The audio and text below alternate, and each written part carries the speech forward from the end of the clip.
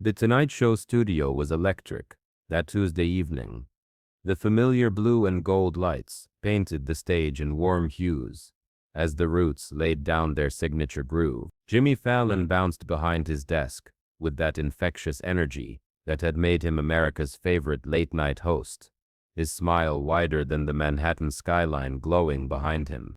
Tonight's guest was Keanu Reeves, promoting his latest action thriller.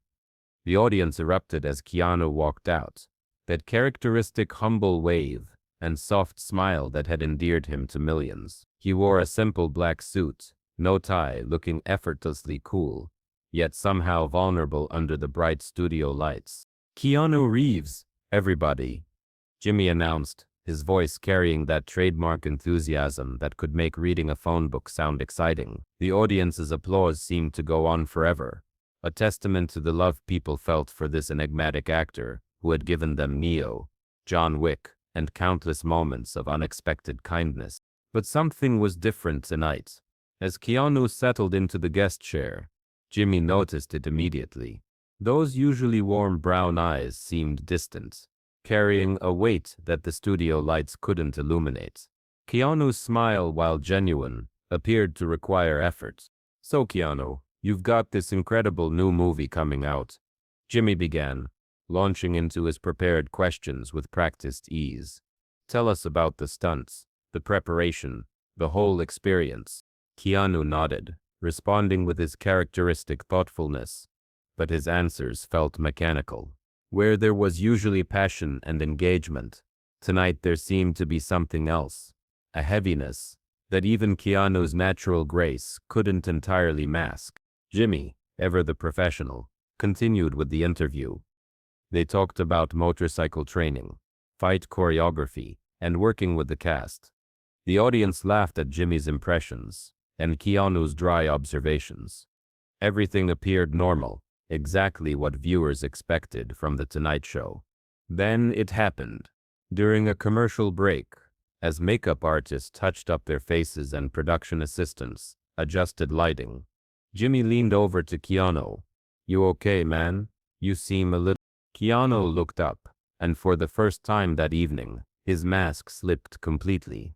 His eyes filled with a pain so raw, so unguarded, that Jimmy felt his chest tighten. "It's been exactly 23 years today," Keanu said quietly, his voice barely audible over the studio's ambient noise. 23 years since what?" Jimmy asked gently. The cameras came back to life. "We're back in 30 seconds, a voice called from the darkness beyond the stage. Keanu straightened up, that professional smile returning to his face like armor. But Jimmy had seen something in those few seconds of vulnerability that he couldn't ignore. As the red light blinked on and they were live again, Jimmy made a decision that would define this moment. "You know what, folks," Jimmy said, setting down his note cards completely. "Sometimes on this show, we have these planned segments, these games we're going to play, these stories we're going to tell. But sometimes something more important happens." The audience sensed the shift. The energy in the room changed from anticipation to attention. Keanu looked at Jimmy with surprise, uncertain where this was heading. "Keanu," Jimmy said, his voice softer now, stripped of performance. "Before we came back on, you mentioned something about 23 years. Do you want to share what that means?" The studio fell completely silent. Even the Roots stopped their soft background music. 300 audience members held their breath, sensing they were about to witness something unprecedented. Keanu stared at Jimmy for a long moment. In those seconds, the careful boundary between public persona and private person began to dissolve. When he finally spoke, his voice carried the weight of 2 decades of grief. 23 years ago today, I lost my mother," Keanu said simply. The words hung in the air like a prayer. Jimmy's face immediately changed, his professional mask falling away as completely as Keanu's had. This wasn't an interview anymore. This was one human being sharing his deepest pain with another. "I'm so sorry," Jimmy whispered. And those 3 words carried more genuine emotion than hours of scripted comedy ever could. "She was everything to me," Keanu continued, his voice growing stronger as he spoke. My anchor, my compass, my best friend. She was a costume designer, you know. She made beautiful things. She made everything beautiful, including me. Jimmy leaned forward, his full attention focused on Keanu. The cameras continued rolling, but everyone in the studio understood they were no longer watching entertainment. They were witnessing something sacred. I think about her every day, Keanu said, his eyes now openly filled with tears. But today being here trying to be entertaining, trying to be on, it just hit me how much I miss talking to her about everything. About the movies, about life, about nothing at all. That's when Jimmy did something unprecedented in late-night television history. He stood up from behind his desk, walked around it, and sat down in the chair right next to Keanu. Not across from him, not maintaining the host-guest dynamic, but beside him, as one human being to another. My father died when I was young, Jimmy said quietly, and there are still days, even now, when something funny happens, and I reach for my phone to call him. Just for that split second, I forget. The audience was crying now. Not laughing, not applauding, just openly weeping at this raw display of shared humanity. What was her name? Jimmy asked. Patricia, Keanu replied, a small smile breaking through his tears. She would have loved this show. She would have loved you. She always said laughter was the most important thing, that it heals everything. She sounds like she was an incredible woman, Jimmy said. And you know what? She's here tonight. I can feel it. In your kindness, in your grace, in the way you make everyone around you feel valued. That's her legacy living through you.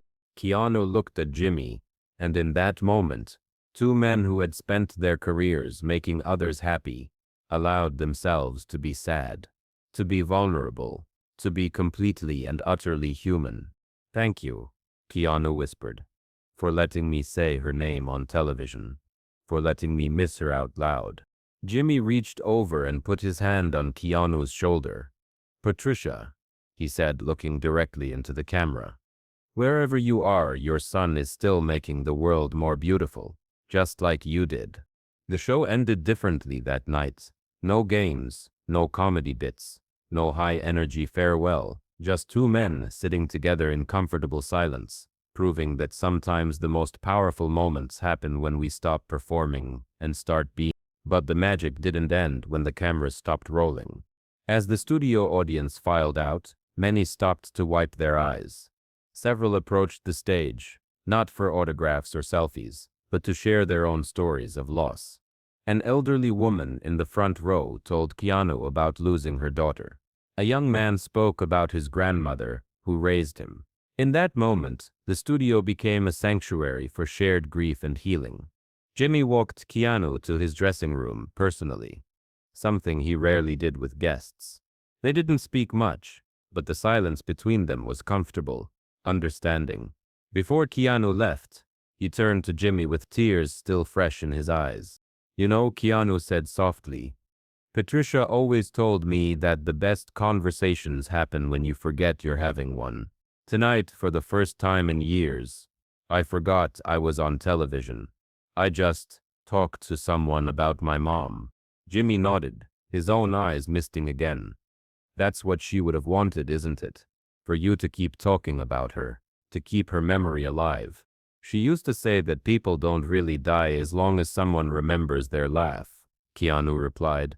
Tonight, I remembered hers. The episode aired exactly as it happened, with no editing to remove the tears, no cutting away from the vulnerability. The network executives, initially nervous about broadcasting such raw emotion, soon realized they had captured something unprecedented.